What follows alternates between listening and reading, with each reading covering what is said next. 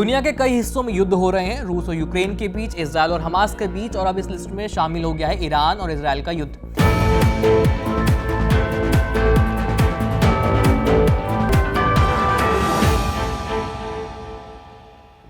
एक अप्रैल को इजराइल ने सीरिया में एक एयर स्ट्राइक की थी। इस एयर स्ट्राइक में ईरान के टॉप मिलिट्री कमांडर्स की मौत हो गई। इस हमले पर ईरान ने तब कहा था कि वो बदला लेगा, और करीब 12 दिन बाद 13 अप्रैल और 14 अप्रैल की दरमियानी रात को ईरान ने इजराइल पर रात में हमला बोल दिया, वो भी 300 मिसाइलों और एयर ड्रोन्स के जरिए।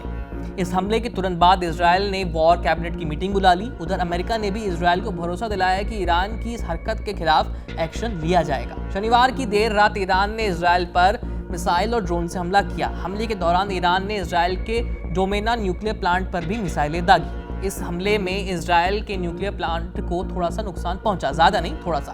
अब संभावना यह है कि इजराइल अगले 24 घंटे में ईरान पर हमला कर सकता है, और जिस तरह से ईरान ने इजराइल के न्यूक्लियर प्लांट पर निशाना बनाया, उसी तरह से इजराइल भी ईरान के अंडरग्राउंड न्यूक्लियर प्लांट को निशाना बना सकता है बदले के लिए।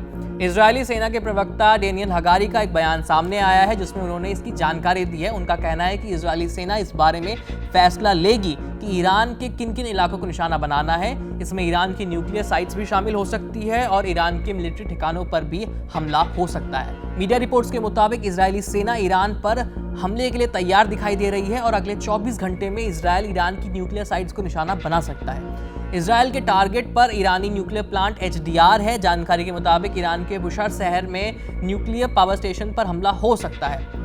इजराइल की वॉर कैबिनेट में हमले की रणनीति पर चर्चा की गई है। ईरान पर हमले के लिए इजराइल के फाइटर पायलट्स भी तैयार हैं। अब जैसे इजराइल की तरफ से जवाबी कार्रवाई करने की बात सामने आई, लेबनान का शिया राजनीतिक संगठन हिजबुल्लाह ईरान के समर्थन में उतर आया।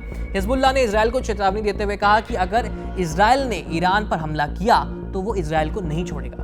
अब जिस तरह के हालात मिडिल ईस्ट में बन रहे हैं, अगर उन पर समय रहते काबू नहीं पाया गया और बीच बचाव नहीं किया गया, तो ये एक बड़े और भीषण युद्ध का रूप ले सकते हैं। ऐसा हुआ तो लाखों बेगुनाह लोग इसमें मारे जाएंगे, कई लोग, हजारों की संख्या में लोग बेघर भी हो जाएंगे, और इसी को लेकर अमेरिका चिंता में भी है। जानकारी के मुताबिक अमेरिका नहीं चाहता कि इजराइल ईरान पर जवाबी हमला करे, और इस मुद्दे पर जो भी इजराइल का अगला फैसला होगा, जो भी अगला कदम होगा, वो अगले 24 घंटों में साफ हो जाएगा।